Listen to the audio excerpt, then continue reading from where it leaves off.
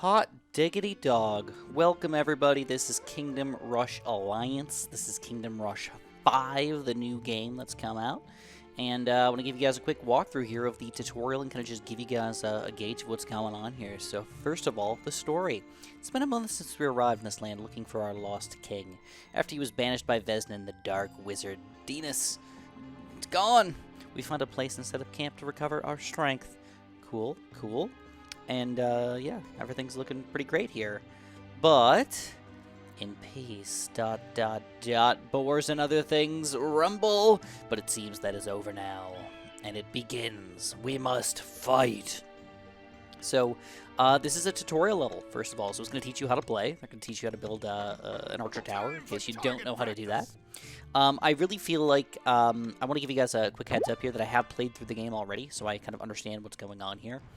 And obviously I've played through all the other Kingdom Rushes as well, so I have a pretty good feeling about this. One thing to do is, whenever they have these weird zoom-ins, you can actually zoom out. Eventually, I can zoom out. But for now, I guess we're zooming in. Okay. Earn gold by killing enemies. Great, we got 195 gold here to play with, but we can't do anything with it. We can't upgrade, we can't build anything. They really want to tutorialize us. Okay.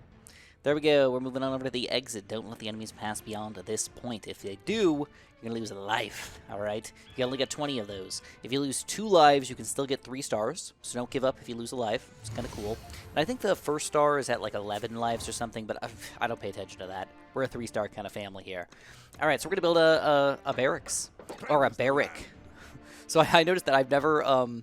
it's weird because I think barrack is actually the real term here, but I've always called it a barracks, because there's almost multiples, right? So it's like, this is actually a barrack. It's one building. Any which way, you stall the guys with the barrack, and then you kill them with the archers, and then whenever you're ready, you can use the other type of tower, which is a magic tower. So there's only 2 types of attacks in this game. There is attack damage, which people can have armor for, or there's magic damage. Oh, reinforcements. I'll show you guys that in a second.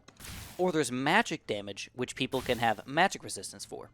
All attacks, no matter what they are, will have one of those 2 types of attack. Even the bombard people or the fire or whatever, they will be physical attack damage. So you're going to have to watch out for that a little bit. Some enemies are going to have more armor than others. That's why there's 3 different possible levels of it.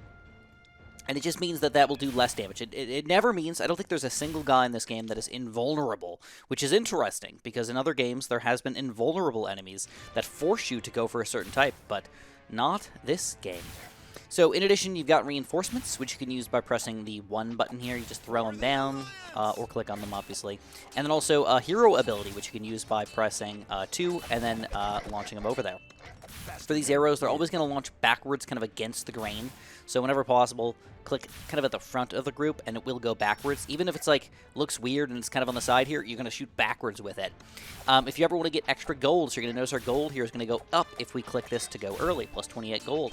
So in my situation, I highly, highly, highly recommend, whenever possible, definitely try. All right, it's not a guarantee here, but definitely try to use as many early sends as possible.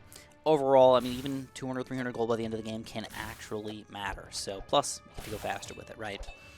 The other thing is there's always a lot of things going on here, so make sure you're clicking things. So, there's Robin Hood over here. We can throw him in the river.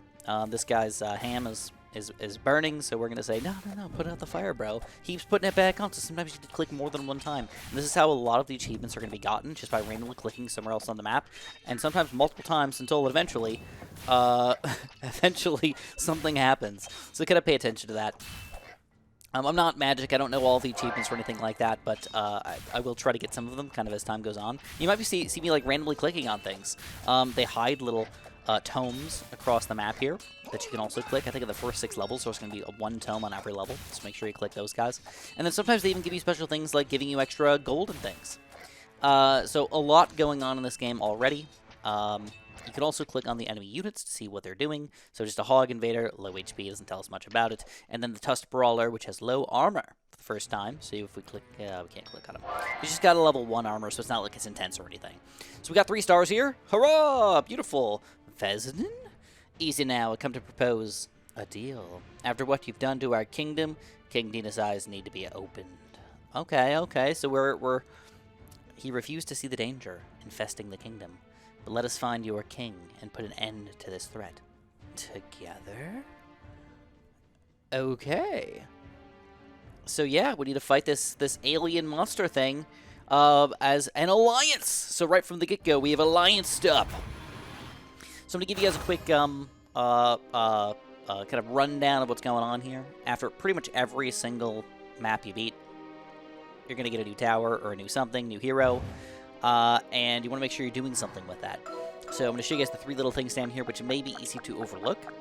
You might just want to jump into the games every single time, but outside of the game stuff is, I don't want to say as important, but still important to mess around with. So first of all, your heroes. Just, it looks like it's overwhelming, but it's really simple. You've got 2 heroes that you're eventually going to be able to use. You unlock heroes as time goes on here, so you get to kind of play around with them as you see fit. And you want to make sure that you're leveling them up. So right now, I'm only level 1. By attacking and doing things, we level up higher, and eventually we're going to earn these tokens or whatever. And we upgrade our stuff to kind of get things going. You can reset them at any point, but you do level up over time, so you do want to be fighting as much as possible to level up. As far as towers go, so again, just skip this. It looks kind of ridiculous. But the main thing I want to point out real quick is that you do have only 3 towers right now. There's going to be 4 towers right now, but you do get more as time goes on. Level 5, 6, 7, 8, 9, 10, 11, 12, 13, 14, and 16. Whoa. So it really shows you like what's going on here. Right now I've got 4 of them available to me, and you can pick and choose when you get more than 5 which ones you want to bring into battle with all of these guys combined together. In addition, you can see their skills, which are kind of like the last 2 things you get after you get a 4th tier. And then in addition to that, one thing you should pay attention to is their attack power, whether it's attack or magic, and their cooldown, which is how fast they're shooting basically, or how healthy they are. And last thing is their range, so you can see how big of a range it has. Like artillery is going to have usually less range, and archery is usually going to have more range, so you can kind of like play around with that and mess around with it. And then the last thing is the upgrades, which we do not have any of them yet, but you do want to level things up pretty quickly. Some of my favorites here are the extra gold at the start of the stage. Getting an early good start, always great. And then increases the bonus gold for calling a wave early. That's one of my favorites. And then lastly, getting the reinforcements upgraded. They're a big part of your game. Play with them so much. I'm a bigger fan of the left side here, the Paragons, but it doesn't mean that I can't use the right sides at all. And I might change my mind in the future, but at the moment, I usually like these guys better. So that's kind of what's going on here. My review of the game as a whole, after playing it all the way through, is that I feel like it's good. It's not great. I don't feel like they made any enemies really super duper annoying or complicated necessarily. Just more healthy, almost. Which is interesting, because normally I'm like, oh, I freaking hate this guy. I hate dealing with these things. But I didn't feel like there was that many enemies that I was actually having trouble with like that. But maybe it'll get more difficult when I finally get to Veteran and Impossible, because right now I've just played it on Regular. In addition to that, obviously it looks really pretty. Everything is really stylish and artistic, and I think that's one thing they got going for them. I don't want to give like a full review here or anything like that. I didn't have anything like officially planned, but overall, I will say that I think it's definitely better than Kingdom Rush 4, but I still don't think it has topped Kingdom Rush 1, 2, or 3, in my opinions. Okay, and one of the main reasons for that is I think it's based on the towers and the way they work. I still don't like this system. What they do is they allow you to get a 1st, 2nd, 3rd tier, and then when you finally get a 4th tier, you unlock these 2 different skills. But instead of being able to kind of pick which kind of 4th tier you want, it's still just the 4th tier, but with skills in addition. And I feel like it takes away from the strategy of having to decide which side do you want to go for. So I feel like I'm very one-oriented strategy.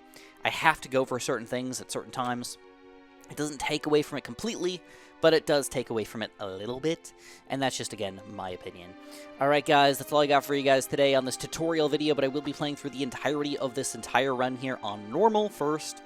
Probably spamming you guys with videos. We'll be playing through it all on Veteran for you guys, then of course we're playing the Heroic and Iron Challenges as well once we finally get going in here. So I will have also hero guides for you guys coming out fairly soon as well, so we're going to have a lot of Kingdom Rush videos planned for the near future. Please press the like button and subscribe if you're enjoying the videos, and have a super duper delicious day.